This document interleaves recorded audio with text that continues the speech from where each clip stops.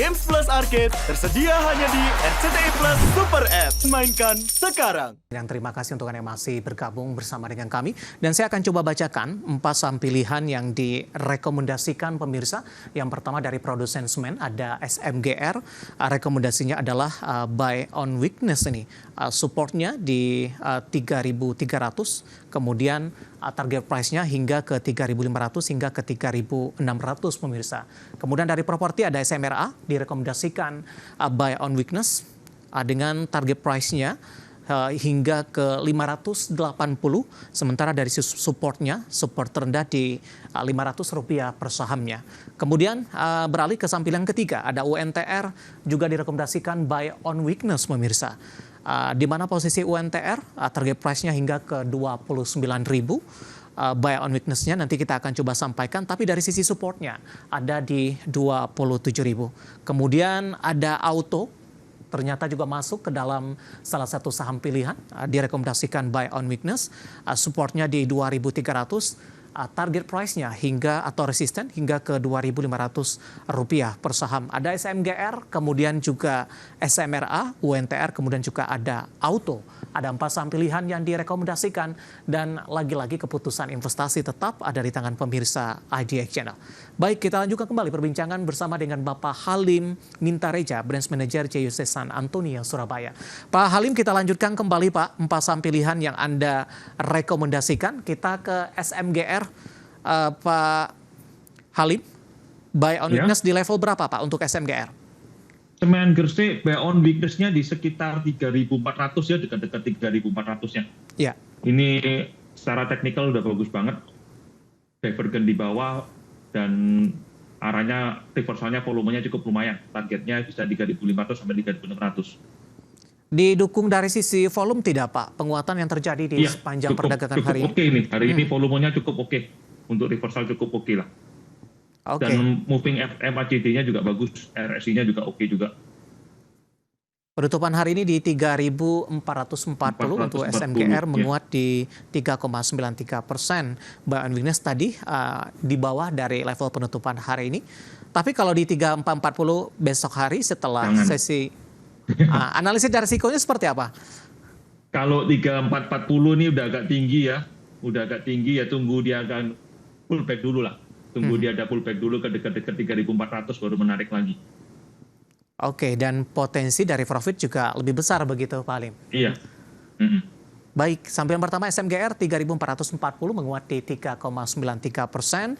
Kalau ingin masuk di 3.400 direkomendasikan intraday hari ini sempat ke 3.450 dan resisten bisa ke 3.600 untuk SMGR.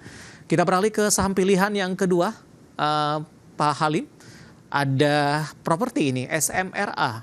Anda juga rekomendasikan buy on weakness. Analisisnya? Volumenya 2 hari ini cukup besar ya. Di harga 515, 520, 525 ini transaksinya cukup besar. Dan MACD-nya sudah bagus. MACD-nya udah divergen positif. Biasanya ini tanda-tanda bottom sedang dibentuk gitu loh. Kalau bottom udah dibentuk, nah seandainya konfirmasinya, jadi kita akumulasi buy on weakness dulu, nanti konfirmasi dia reversal itu di sekitar 530, targetnya ke MA 200 di 580. Gitu. Penutupan hari ini di 525. Bisa 525. Ya. Rekomendasi buy bisa diulang tadi Pak? Rekomendasinya buy-nya di 520 atau 525-nya harga itu cukup menarik karena volumenya cukup besar di area ini. Oke, biasanya tanda-tanda reversal. Ya, penutupan hari ini di 525 pemirsa. SMRA sebenarnya sudah mengalami koreksi cukup dalam Pak, paling tidak di 3 bulan terakhir. Sempat bertahan di 700-an, kemudian sempat juga tertekan ke 400, namun posisi saat ini lebih berada di kisaran 500-an rupiah per saham. Dari sisi pola seperti apa untuk SMRA dari sisi teknikalnya? Dari teknikalnya bottom reversal ya ini ya, sudah mulai tanda-tanda bottom reversal, MACD-nya bagus, RSI-nya juga divergence juga, volumenya juga cukup besar, jadi menarik ini. Secara teknikal cukup menarik ya untuk ciri-ciri reversal ya. Jadi kalau divergence itu artinya tekanan turunnya sudah berbanding tidak sebesar yang awal-awal dia turun gitu, sudah berkurang jauh. Baik, sambilan kedua ada SMRA 525 penutupan hari ini menguat di 0,96%, support dan resisten serta posisi buy on weakness tadi juga sudah disampaikan. Baik, dari SMRA kita beralih ke saham pilihan selanjutnya. Ada United Tractor nih Pak. Anda juga rekomendasikan buy on weakness. Saya akan coba update terlebih dahulu karena UNTR sebelumnya sudah sempat mengalami koreksi cukup dalam dan hari ini koreksinya juga masih berlanjut. Pak Halim.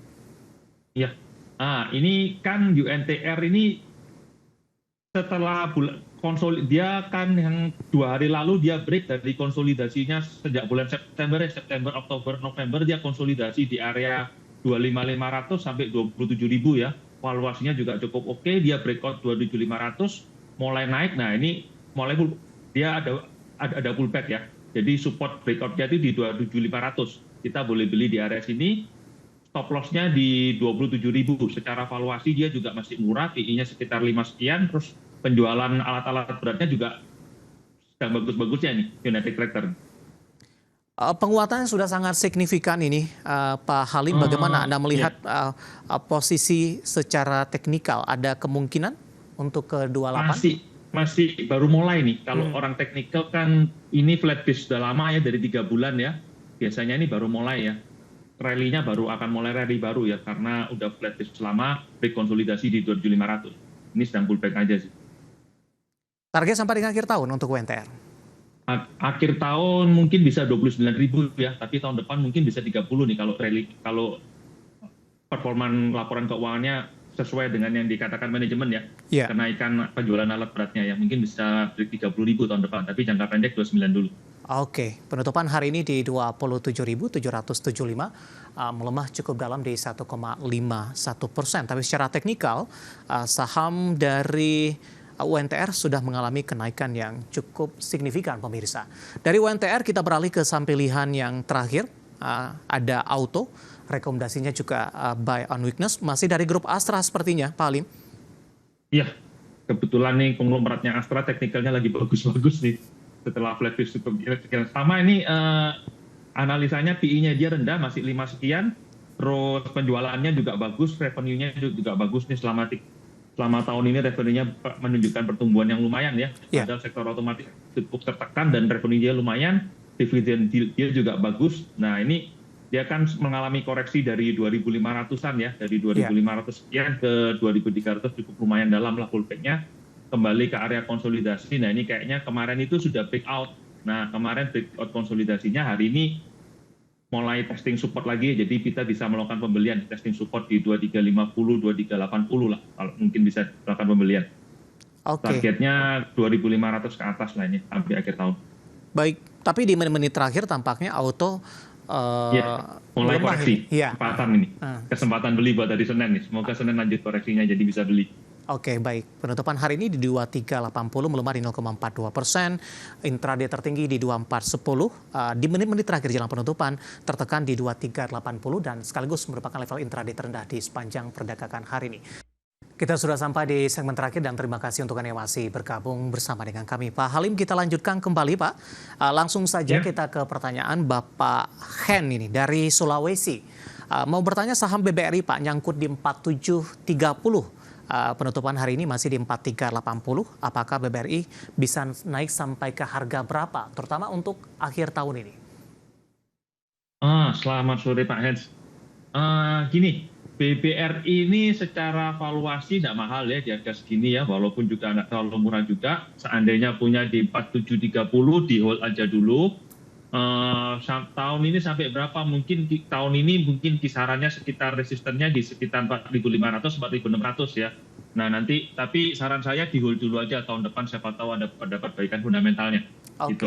Tidak direkomendasikan averaging down Pak?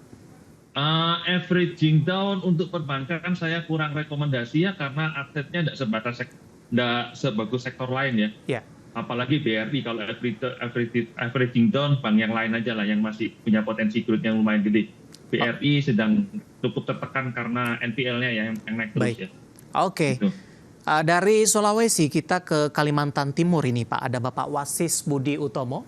Terima kasih juga sudah bergabung menanyakan saham Unilever Pak. Hari ini kembali koreksi, sudah direkomendasikan entry atau belum?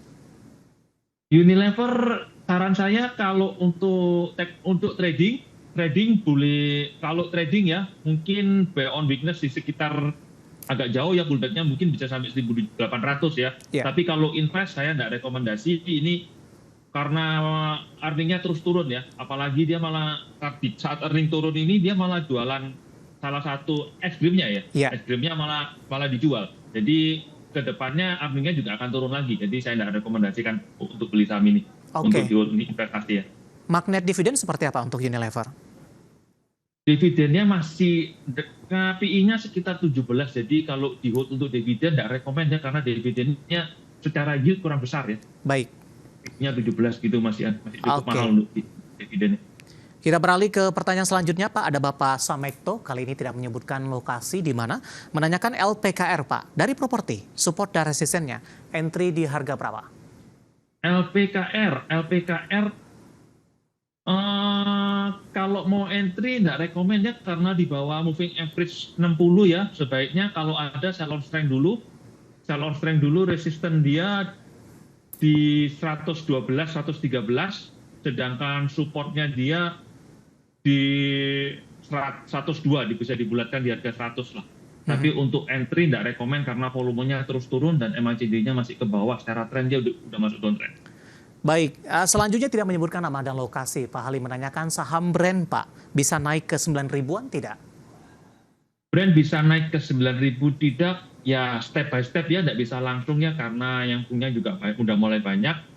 Secara medium term dia mulai uptrend karena tempo hari ada bottom reversal inverted head and shoulder dengan support sementara di MA200 di 7880. Ya buletin 7.900 lah.